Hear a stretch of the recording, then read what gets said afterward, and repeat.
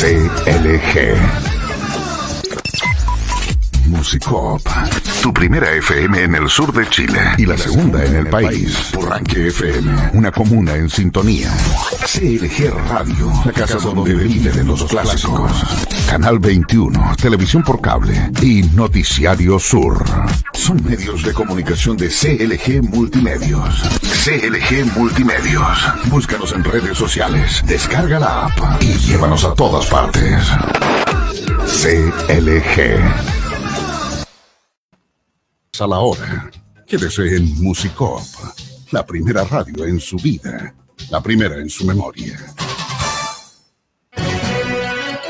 Otoño y la mejor música para acompañar su diaria actividad. Musicop, tu primera radio. Radio Musicop, 96.5 FM Osorno y Radio Purranque, 104.1 FM Purranque. Presentamos Hablemos Legalmente. Aquí las cosas son como son y no con barnices ni matices. Hablemos Legalmente, un espacio de Baquedano y Claret Abogados, Centro Jurídico Osorno y Dharma Producciones. Hablemos Legalmente, con la conducción de los abogados José Manuel Baquedano, Juan Carlos Claret, Felipe Jordán y Rodrigo Vera Lama. Bienvenidos. Somos campesinos de la raza del troquel. Hola, hola, muy buenas tardes a todos nuestros queridos auditores y auditoras que nos siguen todos los miércoles en este espacio de conversación desde el punto de vista legal. Somos Hablemos Legalmente, José Manuel Baquedano, quien les da la más cordial bienvenida a este panel, desde los potentes micrófonos de Radio Musicop, Purranque FM y emisoras enlazadas. Hoy día me acompaña en el panel Juan Carlos Claret, mi distinguido amigo y colega, y Felipe Jordán, que está en la sala de espera en este panel virtual. Así que le avisamos a nuestros amigos de los controles ahí para que lo ingresen a la plataforma del panel, a Felipe Jordán. Y acusamos a Rodrigo Vera, el chillanejo, porque está en una cosa muy perturbativa, o perturbadora quizá es la palabra. Hola Juan Carlos, ¿cómo estamos? Hola José Manuel, gusto en saludarte. Voy a asumir el rol de Felipe Jordán, así que un gusto poder compartir este día miércoles 15 de mayo, como suele indicar la fecha Felipe Jordán cada semana. Así que mientras ingresa, rindo tributo a su persona de esa forma y al mismo tiempo saludar a todos quienes nos escuchan, porque la semana pasada quedó en evidencia que nos escuchan, ¿cierto José Manuel? Absolutamente, pero ciertamente vamos elevados en los niveles de rating. Oye, no sé quién está en el control, parece que está Abel, para que le permita entrar a Felipito. Hola Abel, ¿cómo estáis? Gusto saludarte. Hola, hola. Oye, bueno, mientras esperamos a Felipe, cuéntanos Juan Carlos, ¿cómo estuvo hoy día tu mañana? ¿Estuviste en los cuarteles de la PDI defendiendo a los ciudadanos administrados e indefensos del Estado? En efecto, José Manuel, bueno, para quienes nos escuchan, saben que con José Manuel nos dedicamos a causas penales y administrativas, y en ese sentido el trato directo con la PDI es, digamos, de principal relevancia. Y a propósito de esto, nos deja de ser curioso también que la PDI, aparte del tema de su ex director general, el día de ayer también estuvo en la palestra pública, en virtud de los problemas que hubo digamos, de fiscalía al momento de sostener la acusación en contra del ex comandante Juan Miguel Fuentealba. Hago esa conexión por uno de los temas que vamos a conversar, pero para cerrar, digamos, tu pregunta, estuve asistiendo ahí a una persona que estaba dando su declaración. Siempre es importante estar acompañado por letrado en esas circunstancias. Así es, así es. Felipe Jordán, qué bueno verte hoy. Hola, hola, ¿cómo están? Ahora aprovecho de saludar a todos los auditores y auditores. Ya Juan Carlito hizo la presentación. Aquí estoy, bien. Expectante a ver qué cosa tan interesante nos vas a contar hoy día, José Manuel. No, y hoy día vamos a dejar que Juan Carlos lleve la batuta, porque hay muchos temas de la familia, muchos temas. Quizás, como ya Juan Carlos tiró un volador de luces ahí, la Fiscalía de Chile, el Ministerio Público, sufrió una derrota humillante, una gran derrota. Esto es como con la cola entre las piernas salió el fiscal Morales de esta batalla ahí por lograr la condena por lavado de activos del ex comandante en jefe del Ejército, general, hoy en retiro, Juan Miguel Fuentealba Poblete. Y por 3 votos a 0, como sabe la opinión pública, fue absuelto. Y esto es, sin lugar a duda, un hecho muy grave, doblemente grave, digamos, si lo vemos desde el punto de vista del imputado, porque atenta contra el principio de inocencia que se le avasalló sistemáticamente durante todo el proceso. Y al final del día, luego de haber sufrido una condena pública por todos los medios, resulta absuelto. Llama la atención. Y si bien es cierto, es una resolución que aún no está pasada, como decimos los abogados, en autoridad de cosa juzgada, por cuanto hay recursos pendientes, toda vez que la lectura del fallo fue decretada para el 5 de agosto próximo, que algunos meses todavía. Un fallo de 3-0 es significativo. Es significativo. Es decir, aquí hubo unanimidad en las 3 magistradas que asistieron al juicio oral, que vieron íntegramente el debate, las pruebas exhibidas, etc. No sé, es curioso. No sé qué piensan ustedes. Sí, mire, José Manuel, hay hartos aspectos que resaltar, porque de hecho no es solo el caso Fuentealba, porque si empezamos a recordar, nos encontraremos en el año 2011 y 2012 con el caso Bombas, particularmente el caso Bombas 1, que también fue procesalmente hablando una vergüenza pública, en el sentido de que finalmente Fiscalía tuvo que pagar las costas procesales de ese caso, porque finalmente los 14 imputados terminaron siendo absueltos, por lo menos en el caso Bombas 1, precisamente por prolijidad en la investigación. En segundo lugar está también el caso Huracán. Recordemos que Héctor Yaitul, condenado ahora por otros actos, lo cierto es que estuvo en prisión preventiva y después salió libre de polvo y paja porque se comprobó que la DIPOLCAR, la Dirección de Investigaciones Policiales de Carabineros, había implantado, alterado la prueba que ellos mismos usaron después para sostener la prisión preventiva. Entonces, no sé si azaroso es el término, pero no es excepcional lo que ocurrió el día de ayer respecto a una denuncia o una reprimenda por parte de los tribunales respecto a la labor investigativa del Ministerio Público. En ese sentido, yo creo que es valioso que por lo menos nuestros tribunales tengan una duda razonable sobre aquello que Fiscalía expone, porque recordemos a quienes nos escuchan que Fiscalía no es la verdad revelada. Fiscalía es una parte dentro del proceso, pero tiene a los defensores penales privados o defensores penales públicos al otro lado. Entonces, creo que hay algo bueno, algo bondadoso en que finalmente los tribunales tengan dudas razonables sobre aquello que Fiscalía está revelando.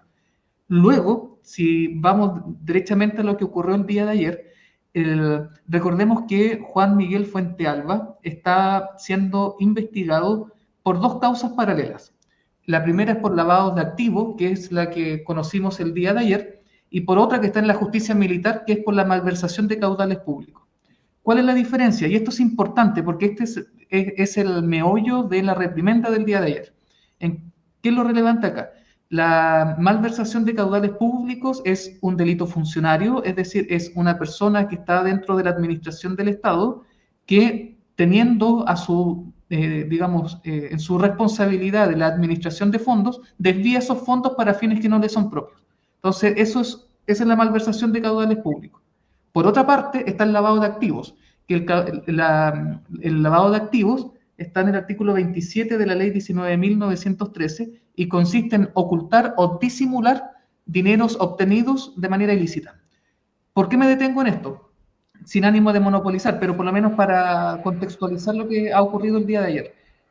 Una cosa es la malversación de caudales públicos, que es darle un mal uso a dinero puesto en confianza de uno en tanto funcionario, y otra cosa es tratar de disimular el origen de ese dinero.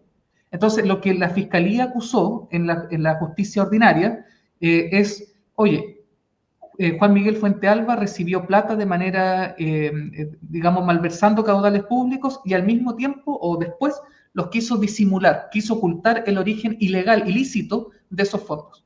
Entonces, lo que dice la jueza es, Fiscalía, usted me probó el día de hoy o durante estos 161 días de juicio oral, porque duró 161 días, Usted me probó la malversación de caudales públicos, pero ¿y dónde está el lavado de activos?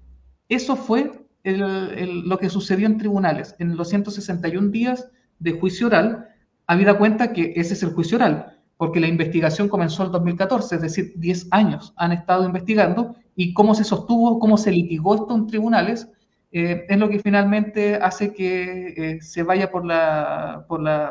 digamos, por el rechazo de la acusación de la fiscalía. Es decir, lo que dice el tribunal es: ustedes me acreditaron la malversación de caudales públicos, perfecto, pero ese no era el objeto de este juicio. En este juicio usted tenía que comprobar que esos caudales públicos trataron de ser lavados, y eso usted no lo comprobó. Es más, quien va a comprobar la malversación de caudales públicos no soy yo, sino que es la justicia militar. Eso, en resumidas cuentas, es lo que ocurrió el día de ayer.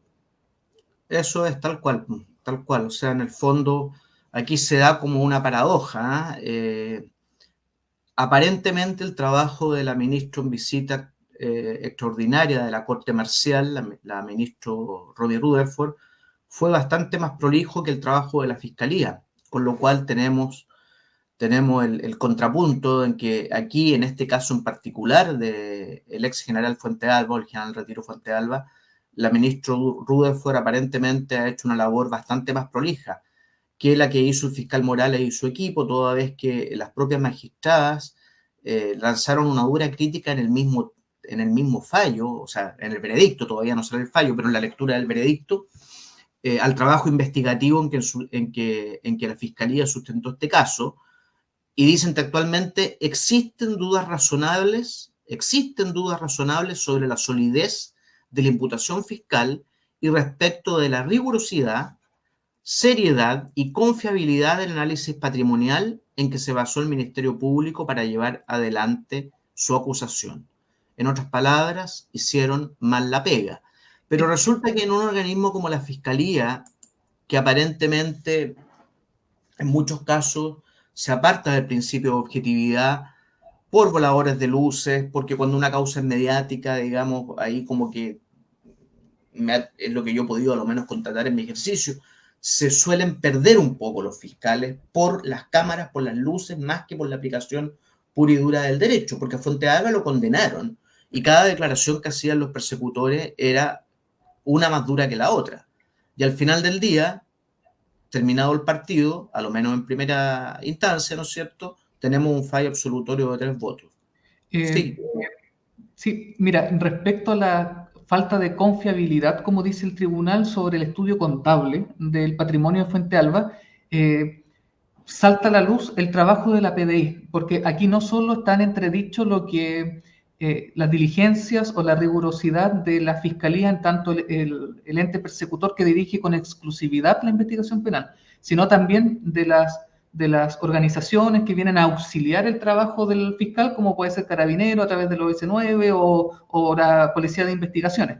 ¿Por qué esto es importante? Porque la PDI dispuso un perito contable para analizar el patrimonio, el origen del patrimonio de Fuentealba, porque no se condice, digamos, con su fuente de ingreso, al menos declarado. ¿Y qué es lo que ocurrió acá? Ocurrió que el perito de la PDI tampoco hizo bien la pega. De hecho, en el devenir de la audiencia de juicio oral, reconoció que lo que estaba exponiendo en la audiencia de juicio, en uno dentro, digamos, de esos 161 días, que él estaba modificando porque no alcanzó a terminar el informe o a ultimar sus detalles dentro del periodo de la investigación. Entonces la investigación se cerró con, digamos, 3/4 del trabajo hecho. Entonces él reconoció que habían datos que habían cambiado o análisis que no había alcanzado a incluir o que esto no estaba tan riguroso. Entonces cuando la jueza apunta, o sea, el tribunal, el cuarto tribunal de juicio oral en lo penal, señala esto, apunta precisamente a que la principal prueba para evidenciar, para probar el origen irregular, al menos, del patrimonio de Fuentealba, ese perito se cayó, porque demostró que había sido poco riguroso, no era una fuente confiable a los ojos del tribunal. Claro, pero por eso cobra fuerza el argumento que te digo, es decir, independiente que aquí el perito haya hecho mal la pega, ese perito recibe instrucciones del fiscal. El fiscal es el que dirige la investigación. Entonces, ¿cómo en un caso de tan alta connotación pública, en la cual la fiscalía salió una y mil veces haciendo declaraciones de fuerte contenido en perjuicio del imputado. Hay que reconocer que aquí le avasallaron el principio de inocencia del general Fuentealba, en este caso en particular, independiente de la opinión que cada uno legítimamente pueda tener del proceder. Que yo tampoco justifico decir una alta autoridad militar, ya el solo hecho de estar investigado no es bueno, no es sano tampoco. Pero de ahí a hacer escarnio para obtener un fallo de esta naturaleza, es decir, yo, fiscal Morales, voy y presento mi renuncia en el acto. O sea, aquí el papelón fue mayúsculo. No sé, Felipe, ¿qué piensas tú al respecto? Estás muteado. Sí, estaba muteado. Sí, bueno, no me he metido mucho en el tema. O sea, lo que escuché hoy día, volviendo un poco atrás, sí, papelón. Aquí no fue, para los auditores capten, el tribunal que ya emitió su veredicto rechazando en definitiva la acusación y todo el tema, y absolviendo, ¿no es cierto?, al ex general Fuentealba, o al ex comandante jefe, porque entiendo que sigue siendo, mantiene el rango. El tema es que fue unánime, son 3 jueces, un tribunal colegiado, eran 3 juezas concretamente, y o sea, ni siquiera ha sido el caso que fuera voto de mayoría, 2 contra 3. 2-1, perdón, no contra 3, 2-1. No fue voto de mayoría, fue voto unánime. Entonces, efectivamente, y también escuché eso de la radio, ¿no es cierto?, de los peritos, que en realidad los peritos son los que hacen aparece la base, la pega esencial, y no fue suficientemente riguroso. Ahora, para que se entienda lo que explicaba Juan Carlos, es cierto, porque en realidad esto es un poco más complejo, porque efectivamente hablaban de un delito basal. El delito base es el de malversación, y que lo está viendo, ¿no es cierto?, lo está viendo la justicia militar. El tema es que esto, claro, se tira al Ministerio Público, y yo veo que si hay un delito base y todavía el delito base no está totalmente acreditado, porque no ha habido, ¿no es cierto?, un pronunciamiento, no ha habido una sentencia que condene al general, ¿cómo se llama? El general Fuentealba por el delito, ¿no es cierto?, de malversación de caudales públicos. ¿Cómo diablo va a prosperar la acción o la acción, bien digo, ¿no es cierto?, por lavado, si es que el delito base todavía, ¿no es cierto?, no ha sido confirmado a través, ¿no es cierto?, de una sentencia condenatoria? A mí eso es lo que no me cuadra. ¿Te fijas? ¿Podría acaso haber tenido otro destino, un destino distinto? O sea, ¿podría haber condenado a la justicia civil por lavado si es que todavía el delito base no está acreditado? Esa es mi pregunta a ustedes que son penalistas. Felipe, de hecho, aquí la jueza lo dice, y lo dice en la página 28 de su sentencia, donde dice: además, este tribunal está conociendo un delito distinto y autónomo al juzgado en sede militar, debiendo ajustarse, voy a saltar esa parte. Si bien el delito de lavado de activos juzgado aquí puede tener relación con los hechos investigados en el proceso militar por malversación, su autonomía permite analizarlo en forma independiente, de tal suerte que ni siquiera se exige una condena previa por el delito precedente. Es un delito para efectos, digamos, en tribunales, es un delito autónomo. De hecho, hay otro considerando, en esta sentencia tiene 65 páginas, donde dice, como este es un delito autónomo, pero requiere un delito base. Ni siquiera para acreditar el delito base se requiere superar el umbral de toda duda, más allá de toda duda razonable, convicción más allá de toda duda razonable, sino con que usted me hubiese razonablemente acreditado que hubo una malversación. Yo con eso doy por acreditado el delito base, y me interesa que pasemos con mayor rigurosidad a discutir el delito autónomo, que sería el lavado de activos. Pero eso tampoco ocurre.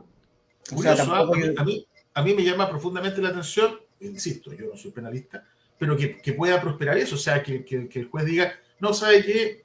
No importa que no, el delito base, o sea, los delitos son distintos, esto del lavado es independiente, pero una cuestión, o sea, el huevo no puede anteponerse a la gallina, ¿te fijas? Bueno, ese es el dicho que dice que antes el huevo o la gallina. Bueno, en realidad quizá el ejemplo es malo, pero en definitiva, si no se acredita que yo me apropié de algo, ¿cómo luego va a poder?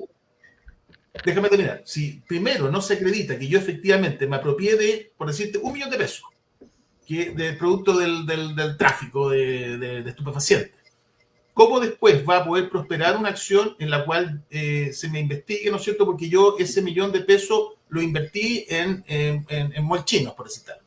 O sea, hubieran sido 1.000 millones. Es que, mira, de hecho, el tribunal tiene... Es que el raciocinio, perdón Juan Carlos, el raciocinio del tribunal me da la impresión que no está pidiendo unidad de acción. O sea, aquí ni siquiera podríamos, a lo mejor podríamos sostener un concurso aparente, pero parece que no va por ahí la cosa, digamos.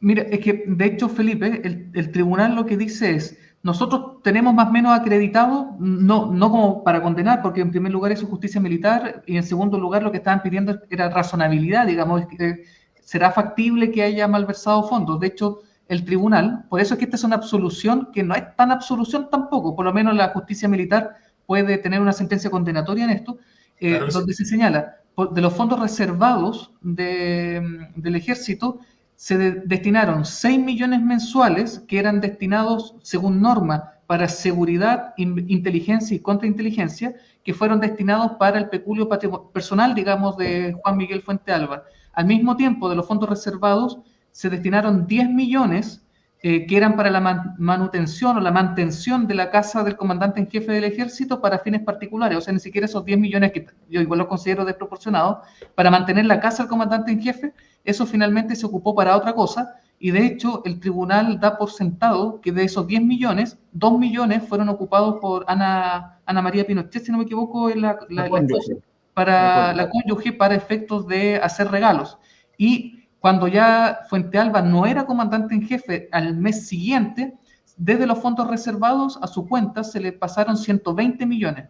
Entonces, el tribunal dice, aunque no sea necesaria una convicción más allá de toda duda razonable, esto parece que ocurrió, esta malversación de los caudales públicos, por lo menos estos ítems, el tribunal dice, sí, por aquí va la cosa, pero usted, fiscal, no está sosteniendo una acusación por malversación de caudales públicos, está sosteniendo una acusación por lavado de activos. Lavado de activos, claro. Y el estándar ahí pareciera ser incluso más riguroso. Claro, el estándar pareciera ser más riguroso en este tipo de delitos tan... son delitos que por la gravedad de la pena asignada al ilícito también tienen el efecto de provocar la responsabilidad penal incluso de la persona jurídica. Fíjate que la ley de responsabilidad penal de las personas jurídicas, de las empresas, permiten penalizar una empresa determinada, digamos una corporación por lavado de activos, te indica la seriedad del ilícito que estamos hablando y te indica que pareciera ser, o sea, no pareciera ser, derechamente es inexplicable cómo la Fiscalía pudo haberse fallado. O sea, en un juicio hay siempre un 50 y un 50%, si es cierto eso. Pero si uno va, digamos, vociferando con tanta seguridad, ¿no es cierto?, su teoría del caso, para tener este resultado a mí me parece incomprensible. El tema es que el fiscal Morales, que fue el que tuvo que dar la cara el día de ayer, ¿en qué pie queda frente a la Fiscalía Regional de O'Higgins, que es la que va a asumir, digamos, o si ya asumió? Porque Morales perdió la Fiscalía Nacional, asumió Ángel Valencia cuando no lo eligieron a él, y hace un mes resultó electo... después de una terna, no recuerdo bien, de la Corte de Apelaciones, el fiscal Ángel Valencia terminó decidiendo a Morales como fiscal regional de O'Higgins, que es una fiscalía regional con mucha intensidad, incluso en cuanto a la persecución a personeros de la justicia. Recordemos la corrupción de los jueces que estalló el año 2018, ahora que había un fiscal ahora que negociaba con los narcos. Entonces de verdad que queda muy mal pie dentro de la plaza y dentro del entorno de colegas, digamos, como para decir, yo me voy a encargar con toda rigurosidad de perseguirlos, digamos. Hay un problema no solamente de imagen, sino también de autoridad, que se ve mermada después de lo que pasó el día de ayer. No, desde luego. A lo mejor la explicación va por ese lado también. El fiscal Morales distrajo gran parte de su tiempo como persecutor en aras a conseguir mejores puestos dentro de su organización, lo que es legítimo, digamos. Uno tiene el legítimo derecho de querer ascender en el escalafón, ¿no es cierto? Pero si tú manejas este tipo de casos, no sé, ahí hay un tema que va a dar mucho para hablar, si el tema no lo vamos a agotar Pero, en pero ningún como, caso en pero este tema, como cuando hay recursos pendientes también. eso mismo te iba a decir, como tú bien decías al comienzo, esto es primera instancia, falta todavía el recurso de nulidad. Tal vez Fiscalía logra revertir en la Corte de Apelación o en la Corte Suprema, dependiendo de las causales que invoque, este fallo adverso, digamos, del tribunal. Exactamente. Oye, y finalmente en estos 5 minutos antes de la pausa del primer bloque, decir que ayer seguí con mucha atención, fíjate, los alegatos por la inhibitoria de competencia en el caso de los conscriptos de Putre, que me llamó mucho la atención el raciocinio del juez de garantía, fíjate. Ahí noté una cosa, que el magistrado de garantía de Arica me parece mucho, sí, de Arica, que dirigió el debate, terminó rechazando la solicitud de inhibirse, de seguir conociendo los antecedentes y remitirlo a la justicia militar, en este caso a la ministra de Fuero, a la ministra de la Corte Marcial, Jenny Buch, que además es ministra de la Corte de Apelaciones de Santiago y presidente de la Corte Marcial, ¿no es cierto? Y un juez, en una resolución, a mi modo de ver, bastante bien fundamentada. Uno podrá compartirlo o no, pero el análisis fue bien riguroso. Una de las cosas que me llamó la atención fue que dijo: la justicia militar está para conocer delitos, según el artículo 5, número 3 del Código de Justicia Militar, cometidos por militares en actos de servicio, en campaña, en vivaque, en cuarteles, etc. Un largo etcétera. Pero la condición sine qua non que pone la ley es que tanto el sujeto activo como el pasivo, es decir, la víctima y el victimario deben tener y ostentar la calidad de militares al momento de la ejecución del hecho.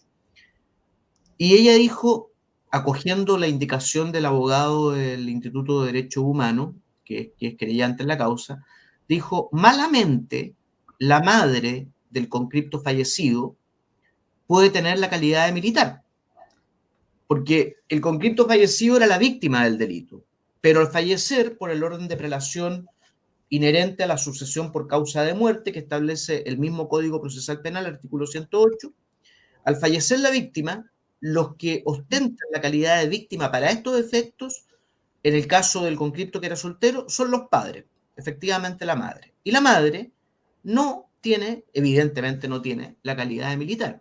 Por lo tanto, fue una de las tantas razones por las cuales se trabó ya derechamente la contienda de competencia, y al tratarse de una contienda entre un tribunal de fuero militar, como es la ministra en visita, y un juez penal común, digamos, como de los jueces de garantía de Arica, corresponde resolverlo a la Corte Suprema.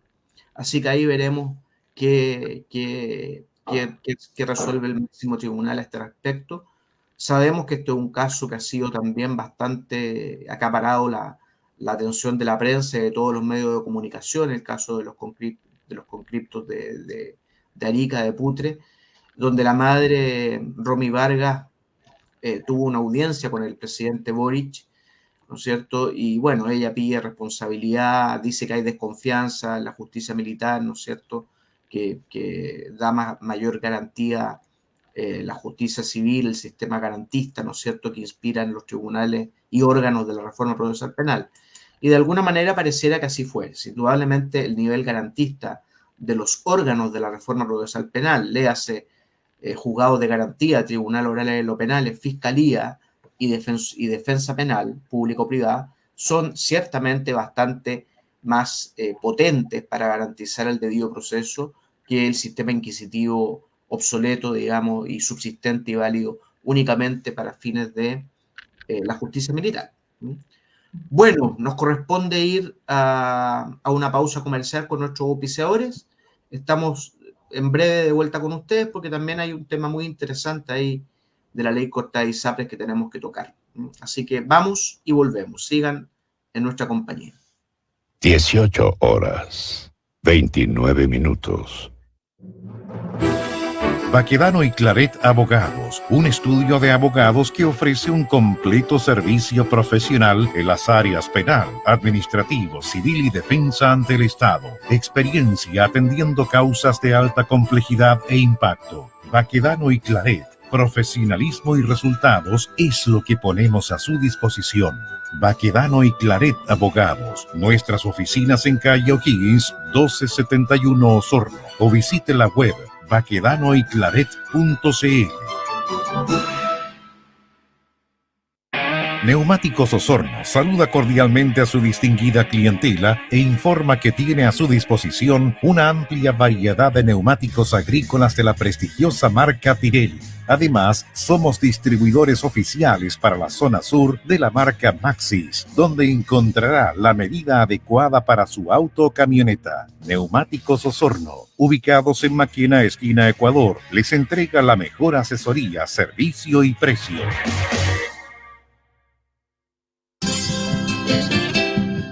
Loncomilla, Ingeniería Industrial. Cuenta con un sólido equipo de ingenieros y técnicos al servicio de los clientes más exigentes del sur de nuestro país. Servicio de mantención industrial en plantas de procesos productivos. Contamos con tecnología de alineación láser de ejes y poleas para un perfecto montaje de equipos complejos y maquinaria industrial. Además de contar con servicio de maestranza y tornería mecánica. Visítanos en Guillermo Mata 507 o en Santa María 1685 en la ciudad de Osorno. Conoce nuestro trabajo en redes sociales, Facebook, Instagram, LinkedIn o en www.bobinadosloncomilla.cl. Comunícate con nosotros a contacto@bobinadosloncomilla.cl o al fono 642 24 3505 642 23 5100.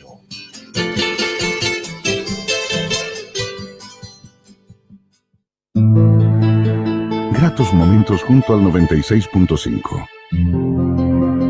Musicop, la radio que tú prefieres.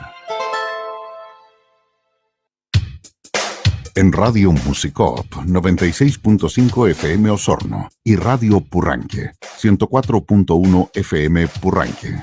Estamos presentando Hablemos Legalmente, donde las cosas son como son y no con barnices ni matices. Hablemos Legalmente, un espacio de Baquedano y Claret Abogados, Centro Jurídico Osorno y Dharma Producciones, con la conducción de los abogados José Manuel Baquedano, Juan Carlos Claret, Felipe Jordán y Rodrigo Vera Lama. Somos campesinos de la raza del troquel. Bueno, estamos de vuelta ya, de nuevo con ustedes luego de esta breve pausa. Y tenemos otro tema interesantísimo que comentar que, sin lugar a dudas, va a ser del mayor interés de todos nuestros auditores que están afiliados a la ISAPRES, que es un porcentaje no menor de los chilenos y chilenas que habitan el suelo patrio. Juan Carlos, ¿tú introduces este tema, Felipe? Ahí tengo la duda. Felipe. ¿Cómo yo? Sí. Felipe. A ver, el tema acá es el siguiente. Dame un segundito que tengo un pequeño problema acá con... Dame un segundo que estoy medio pegado. Ya, el tema es el siguiente. Bueno, todos habrán escuchado esto, una noticia que también de las noticias más esperadas y más comentadas en los últimos, yo creo, el último mes. Que dice relación con la aprobación de la ley corta ISAPRES. ¿En virtud de qué? En virtud de la sentencia que dictó la Corte Suprema el año pasado, que le puso, ¿no es cierto?, una lápida a las ISAPRES, por cuanto determinó que los cobros que se estaban haciendo en virtud de tabla de cobros diferenciados, ¿no es cierto?, era inconstitucional. Por lo tanto, todos esos cobros diferenciados en virtud de edad, en virtud de sexo, eran ilegales, inconstitucionales, y por lo tanto la ISAPRES tenía que devolver todos esos cobros en exceso que había hecho a todos sus afiliados, a todos sus clientes. Bueno, entonces ahí quedó la escoba porque el sistema será el diablo, qué sé yo. Primero se dijo la subsecretaría el subsecretario de Salud, la subsecretaría de Salud, emitió, ¿no es cierto?, un informe en el cual se establecía que las sumas que debían devolverse eran cercanas, ¿no es cierto?, a los 1.600 millones de dólares, que es harta plata. Y entonces, bueno, la única posibilidad de que la ISAPRE dijeron aquí, esta cuestión no la podemos pagar. No la podemos pagar porque nadie dice que tenemos plazo, nada, o sea, tenemos que llegar y pagarla ya, y el fallo tenía que entrar en vigencia o cumplirse, ¿no es cierto?, a contar del lunes de esta semana, o el martes, no me acuerdo. Entonces, el tema era sacar esta ley que estableciera, ¿no es cierto?, las condiciones en las cuales las ISAPRES debían devolver esta plata, dándole algún tipo de facilidad para que el sistema no se vaya al diablo, porque ya de partida, ¿no es cierto?, la misma Subsecretaría de Salud había dicho, el subsecretario se lo había informado, de que habían dos ISAPRES que están, que reunían a cerca de 1 millón de afiliados, 1 millón de un universo de 2,6 millones, 1 millón de 2,7 millones, porque desde que salió esta sentencia, que fue el año pasado, no me acuerdo en qué época, muchos emigraron, ¿no es cierto?, del sistema privado al sistema público de salud. Entonces, de hecho, hay alguien por ahí, yo leía que el año 2000, antes de pandemia, el 2019, creo que el universo de afiliados al sistema privado, ISAPRE, era de 4 millones 100. Y resulta que ahora estamos en 2,7 millones, 2,8 millones. Harto bajo. Entonces, de esos 2,7 millones, dos ISAPRES, que eran Cruz Blanca, no me acuerdo cuál es la otra, que casi juntaban 1 millón, estaban ya en condiciones de irse al diablo. O sea, dijeron, esta cuestión se cumple, y el problema es que esas ISAPRES, con la plata que tenían que empezar a devolver, no cumplían con los requisitos que la ley establece en cuanto a... porque esta ISAPRE, la ley le exige que tienen que mantener ciertos saldos, ¿no es cierto?, ciertos saldos para responder de eventuales situaciones de insolvencia, y esos indicadores ya no lo estaría cumpliendo. Por lo tanto, no quedaba otra cosa que liquidar esa ISAPRE, y los afiliados obviamente tenían la opción de irse a otra ISAPRE si es que lo reciben, o emigrar al sistema privado. Bueno, entonces, como esto iba a colapsar, se apuraron, ¿no es cierto? Me imagino que la mayoría de nuestros auditores se habrán enterado por las noticias de todo en la negociación que hubo del gobierno con los distintos partidos, no solamente de oposición, sino que con los propios partidos oficialistas, porque eran los principales que se oponían a que el gobierno, que, como se acuerdan ustedes, que también esto se ha comentado mucho, el presidente Boric en su campaña dijo que no, el sistema de ISAPRE se acaba, y vamos a ir todos por un sistema único de salud. Bueno, ese mismo presidente que decía eso hace poco más de 2 años, ahora planteando, ¿no es cierto?, un discurso que en realidad lo mejor era esto, el consenso, pensar, ¿no es cierto?, no en la cosa política, sino que pensar en la gente y en su situación sanitaria, ¿te fijas? En consecuencia, y para no darle más vuelta, el tema es que se aprobó esta ley. Y ¿qué son las preguntas que surgen después de que esta ley se aprueba? Bueno, preguntas típicas. ¿Subirán o bajarán los planes? ¿Cuándo se va a devolver el dinero? Y si después de esto aún existe alguna posibilidad de que la ISAPRE se vayan al diablo. Bueno, la última pregunta no nos vamos a meter mucho, pero sí. Expertos han dicho que esto no garantiza que las ISAPRE vayan a subsistir por 30 años más, pero por lo menos sí en lo inmediato. Bueno, yo les comentaba el tema de la tabla de factores. Hasta el año 2019, la tabla de factores era el mecanismo en virtud de las cuales la ISAPRES calculaba los precios base para los planes según el riesgo, ¿no es cierto? Y lo curioso es que era elaborado por cada aseguradora. Esto llevó a que se establecieran diferencias importantes, básicamente, como les dije antes, en base a hombres y mujeres y en base a edades, jóvenes y adultos. El año 2020 se crea una nueva tabla de factores para quienes contratan planes a partir del 2020. Y luego en 2022 la Suprema dijo, señores, esto no aplica más. Bueno, en consecuencia, a contar de septiembre de este año se comienza a aplicar esta tabla única, ¿ya? ¿Y quiénes van a ser los más beneficiados con esto? ¿Qué creen ustedes? Las mujeres. Las mujeres, porque las mujeres eran antiguamente las que pagaban los planes más caros por el tema, ¿no es cierto?, del riesgo de la maternidad. Y, bueno, se van a beneficiar debido a la compensación de las diferencias que había por el tema de la diferencia de sexo. y se calcula que alrededor de 678.000 contratos, contratos de salud, ¿no es cierto?, son los cuales deberán o van a verse beneficiados con esta rebaja en su plan de salud en virtud de esta tabla única de factores, y también se estima de que la rebaja de cada uno de sus planes va a ser promedio de 50.000 pesos, lo que no es menor. Ya, la otra pregunta, ¿cuándo se va a restituir, ¿no es cierto?, estos cobros en exceso? Ya el superintendente, ¿no es cierto?, señaló de que estos 1.600 millones no eran, sino que ya lo aterrizó y se estableció de que lo que había que devolver eran 1.250 millones de dólares. El tema es que para salvar, o sea, para que se pudiera, o sea, para aprobarse la ley y para que se salvara, ¿no es cierto?, la ISAPRE, se estableció un plazo de restitución de esta suma que es bastante largo, de 13 años. Salvo para los mayores de 65, que creo que son 5 años, y los mayores de 80, que son 2 años. ¿Ya? El tema es que también la ley estableció la posibilidad de un pronto pago. O sea, por ejemplo, a mí la ISAPRE me dice, señor, a usted le tenemos que devolver 2 millones de pesos, pero se los vamos a devolver en 13 años. Por lo tanto, esos son 256 meses. Y por lo tanto, le vamos a devolver 4.500, por decir, no he hecho el cálculo exacto, pero póngale que sean 5 lucas. Ya, le vamos a devolver de a 5 lucas mensuales, en 13 años le vamos a tener de vuelta sus 2 millones de pesos. Pero está la posibilidad que yo no le voy a devolver 2, pero le voy a devolver 1 millón y se lo devuelvo mañana y se lo devuelvo enterito, en efectivo. ¿Qué va a preferir la gente? Obviamente, ¿qué le importa a la gente o qué le sirve que le devuelvan de a 5 lucas en 13 años? Que entre medio se pueden morir, claro, si se mueren pasa para herencia, ¿no es cierto?, el saldo, pero de todas maneras, uno piensa en uno. La mayoría de la gente va a preferir que le devuelvan la mitad o 3/4, ¿no es cierto? Y con ello también las ISAPRES van a ver disminuido en un porcentaje bastante importante su deuda, ¿ya?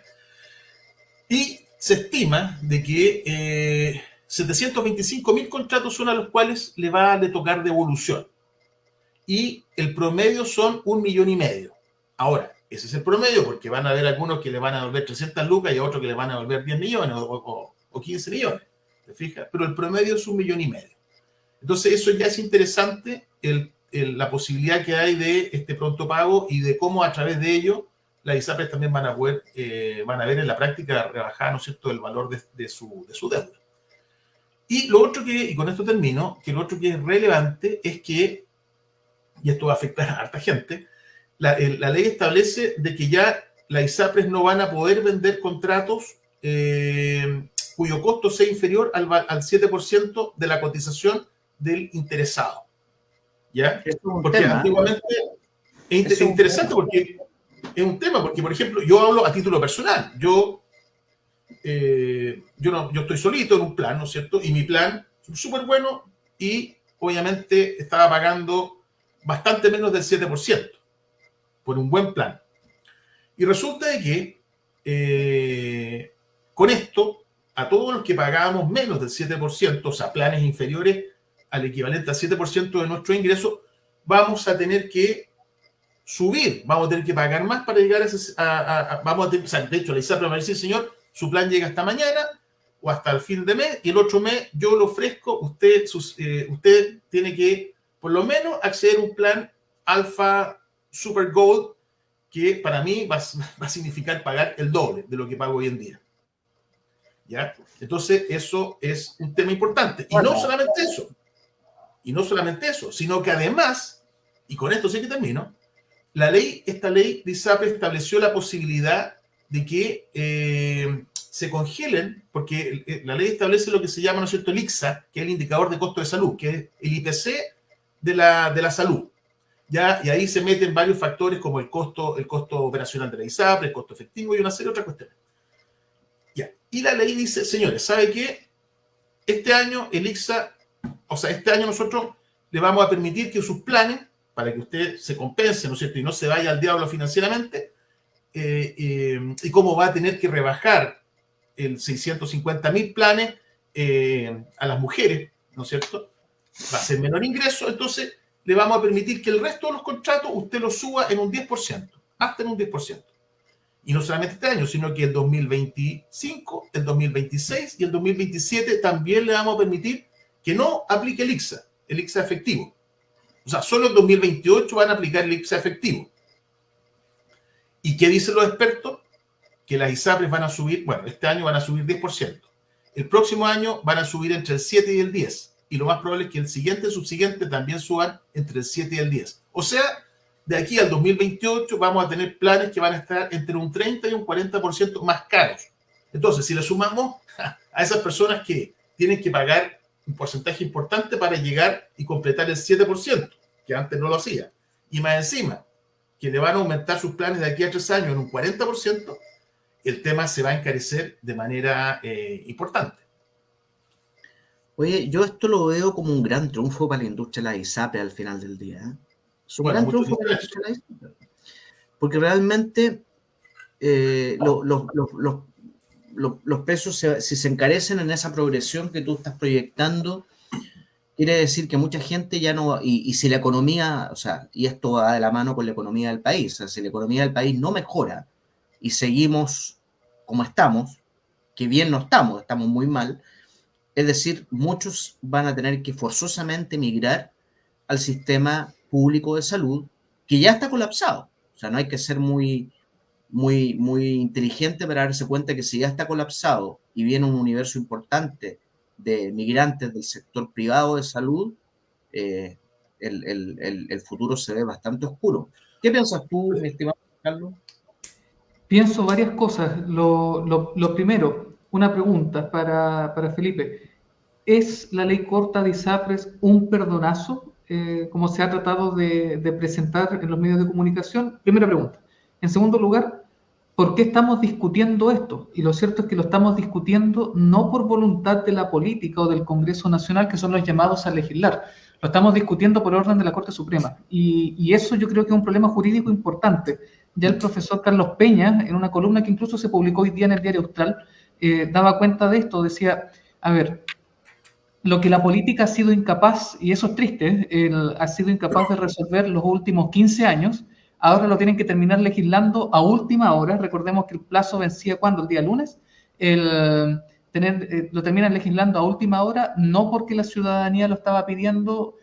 Bueno, había problemas con el ISAPRE, pero lo que voy es que lo que hoy día ya es ley, digamos, lo que está ocurriendo es precisamente porque otro poder del Estado, como es el Poder Judicial, lo presionó, y en último término lo presionó en base a acciones particulares, pero que extendieron en su sentencia para la generalidad, lo cual también y se discutió en su momento en este panel respecto al efecto relativo de la sentencia. Entonces es curioso la situación jurídica en la que desembocó, digamos, esta sentencia de la Corte Suprema y a lo que nos estamos acostumbrando. Entonces, hecho esto, reitero la pregunta, ¿es un perdonazo o no, Felipe? A ver, yo creo que sí, en la práctica se traduce en un perdonazo, pero yo creo que un perdonazo necesario. O sea, la ISAPRES van a tener que devolver. O sea, no es un perdonazo desde el punto de vista de que la ISAPRES van a tener que devolver la plata, si es un hecho. O sea, nadie le dijo, señor, usted no devuelve un peso. ¿Ya? Lo que, desde ese punto de vista, no es un perdonazo. Lo que sí se le dieron las facilidades para que esa devolución la haga sin que implique, ¿no es cierto?, poner que en definitiva, que su situación financiera implique o lo lleve, ¿no es cierto?, a la quiebra y a que en definitiva el sistema privado de salud colapse y por ende estos 2.700.000 personas que están en el sistema privado tengan que emigrar forzosamente y que todos tengamos que estar forzosamente en el sistema público, eso sí que sería un desastre. Entonces, perdonazo no, pero sí se le dieron bastantes facilidades, pero yo creo que eso fue absolutamente necesario. ¿Ya? Absolutamente necesario.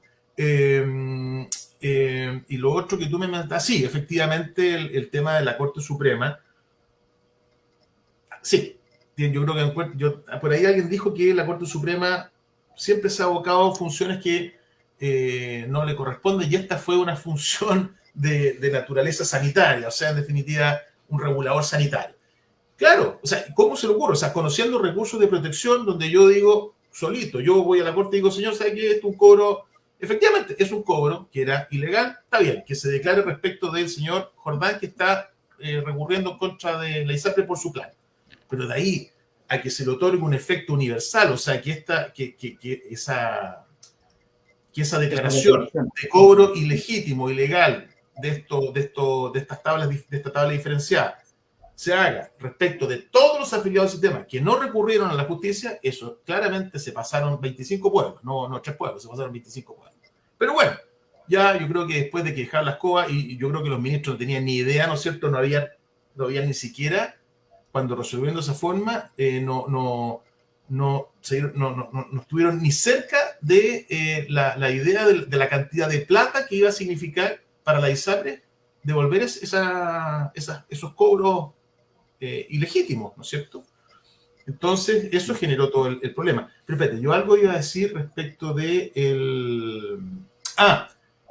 lo otro interesante que la ley establece, y por eso también vamos a lo mismo, que no es tan perdonazo, porque la ley dice de que mientras las ISAPRES no devuelvan el 100% de estos cobros ilegales, ¿no es cierto?, no van a poder retirar utilidades. Así que eso también es un incentivo para que estos compadres de las ISAPRES, ¿no es cierto?, se preocupen de devolver la plata prontamente.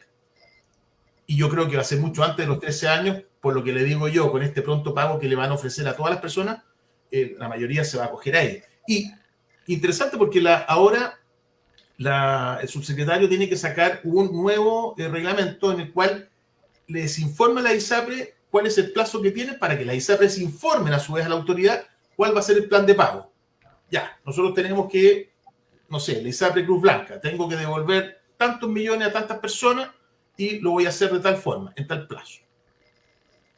Y esa condición de pago tiene que ser aprobada. Y una vez que sea aprobada por la autoridad, ahí cada ISAPRE se va a poner en contacto con sus afiliados y le va a decir, en este caso, por ejemplo, mi ISAPRE de Sección Jordán, nosotros le tenemos que devolver 2 millones de pesos.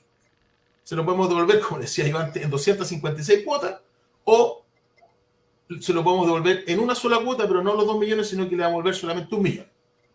O 750 lucas. Usted elige.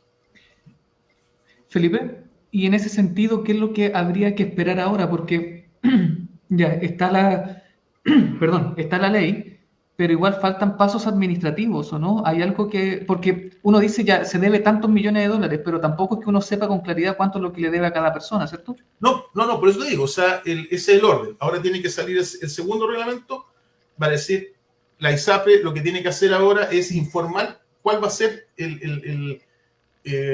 cuál va a ser su plan de pago, ¿no es cierto?, a la autoridad. Cada ISAPRE tiene que decir, ya, nosotros debemos tanto a tanta gente y le vamos a ofrecer estas condiciones. Ok, una vez que se apruebe, ahí recién la ISAPRE se va a poner en contacto, ¿no es cierto?, con cada uno de sus afiliados y le va a ofrecer esto. Así que falta eso, falta que se dicte este segundo reglamento. Perfecto. Bueno, es un tema muy sensible.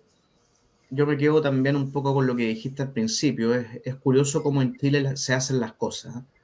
De un tiempo a esta parte, creo que nos hemos convertido en un país muy curioso en el mal sentido de la palabra, por no decir muy bananero, porque con eso dejo mal a otros países y me gusta mucho el Caribe. Pues sí, pero la banana. no, el Caribe, no. Estamos en horario familiar. Ya. Con tu perversidad tan propia. Pues la banana era un plátano, pues. Ya. Claro, ya está en la hora de las piscolas, tú, pero bueno, en fin. No, decir que esto del presidente Boric, como en su campaña dice aquí vamos a acabar con la ISAPRE y termina en el fondo salvándola y proyectando un sistema de salud que yo lo encuentro bien perverso por lo demás. Sí, yo creo que aquí el auditor no se puede perder. En Chile la salud es un negocio. Yo creo que hay, como decimos los abogados, hay hechos públicos y notorios que no admiten controversia, que no admiten debate. Y uno de esos hechos, a mi modo de ver, público, evidente, notorio, es que la salud privada es un negocio, es un gran lucro, del cual no solamente participan las ISAPRE, sino que las mismas clínicas privadas. Pero claro, si está todo relacionado. Si las ISAPRE son dueñas, ¿no es cierto?, de varios prestadores, ¿no es cierto?, no de todos los hospitales y las clínicas, clínicas. Pero las ISAPRE son dueños de muchos de los grandes prestadores. Entonces el tema, para terminar la idea, como todo negocio lucrativo, siempre se va a dar el mismo denominador común. No van a tener nunca problema los poderosos. Los que más ganan dinero en este país, el segmento BC1 Plus, le va a dar exactamente lo mismo, porque no van a tener ningún problema. Si el problema es para la gran mayoría de los chilenos que conforman la clase media, pujante, la clase media alta o la clase media media, como usted la quiera llamar, porque el encarecimiento de los planes, al ser un hecho público notorio, evidencia que esto en el tiempo no va a ser sostenible. Entonces, el coletazo va a venir por provocar un impacto muy negativo en el sistema público de salud, que no va a ser capaz de asilar a la inmensa mayoría de los chilenos, que ya no puede hacer cargo de este negocio público. Ahora, por otra parte, uno habla así un poco, un nivel de cátedra, digamos, haciendo estos análisis que sacan varias cosas, digamos, en análisis. Pero fíjate que un país del mundo cristiano occidental civilizado como es el Reino Unido, Inglaterra, que, como bien lo sabe Felipe, destacado profesor de seguridad social, se vanagloria de tener uno de los mejores sistemas de salud pública, digamos. Es un sistema que el lujo lo deja totalmente de lado, ¿eh? Fíjate, el lucro y el lujo lo dejan de lado. La hotelería. La hotelería, tú lo has dicho, la hotelería. Y esto yo lo sé de primera fuente, porque una hija de mi hermano, una sobrina, que está por motivo de un doctorado en Inglaterra viviendo, tuvo su hija en Inglaterra y le salió costo cero todo, pero la tuvo y en 24 horas estaba dada para la casa. Y decía que las paredes, ustedes saben que en Londres un clima muy húmedo, llueve mucho, las paredes se chorraban de agua ahí con la lluvia. Era como una cosa bastante que a ella le impactó mucho desde el punto de vista de la hotelería, como bien dice Felipe, porque en Chile somos muy preocupados de eso. Pero el sistema funciona bien, la salud es de calidad, pero no hay lujo, no hay hotelería. Aquí la salud a veces no es de tanta calidad. Y aquí han habido serios cuestionamientos a las clínicas privadas, serios cuestionamientos a los médicos particulares y privados, que últimamente, sin llegar más lejos, el oncólogo que el numerito que se mandó fue de marca mayor, ¿no es cierto?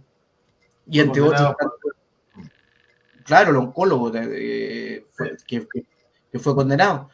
Nuestro mismo colega Víctor Pérez, que tuvo una negligencia médica que la Corte ordenó una indemnización millonaria en contra del Servicio de Salud Osorno, el Hospital Base. Entonces, tenemos un tema de hotelería y tenemos un tema de salud que aparentemente no es de tanta calidad y competencia. Y no lo digo por los que estamos en regiones, porque estamos en regiones generalmente estamos más desfavorecidos, se dice. Yo creo que en muchas partes hay muy buenos médicos.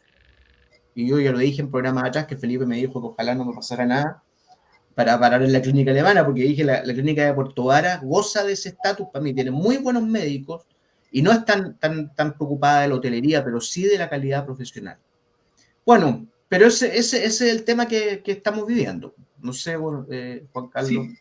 Sí, simplemente que dentro del panorama de estas ISAPRES, yo no logro todavía precisar cómo cuadra FONASA, todavía no logro, como se dice, cuadrar el círculo respecto al rol que puede desempeñar FONASA, porque ya, es cierto, las ISAPRES funcionaban mal, tenían una deuda impresionante con las clínicas, ya, perfecto, eso yo lo entiendo, hay que perseguirlo, lo reprocho.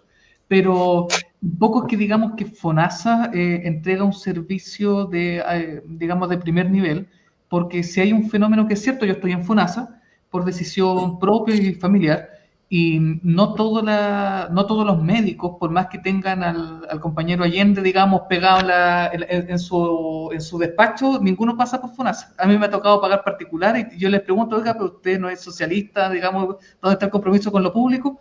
Y no pasan por FONASA particular y nada que hacer. Entonces, lo que me llama la atención es, bueno, ¿qué rol entonces desempeña FONASA en este panorama? Porque si las ISAPRES tenían el problema que no podían pagar, mi pregunta es, ¿los médicos no atienden por FONASA porque tampoco les pagan? Entonces yo creo que ahí tenemos un problema que podría extrapolarse no solamente a las ISAPRES, sino también a cómo funciona el sistema público.